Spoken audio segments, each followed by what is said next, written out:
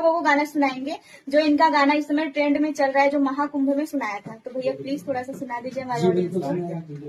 मेहनत कैके कितनो रुपया कमैबा, अचरा के सुख कतई न बबुआ पैबा, सपना न हुई कब पूराए बबुआ, माई बिन जिनगी अधूरा सुगवा, माई बिन जिनगी अधूरा, ममता के आंचल में तहरा के पलली, तिल गरमाई तारी दैया के मलली, अपने न खैली ताके खियली, अपने न खैली ताके खियली, सोचली न कबो तोहर बुराए बबुआ, माई बिन जिनगी अधूरा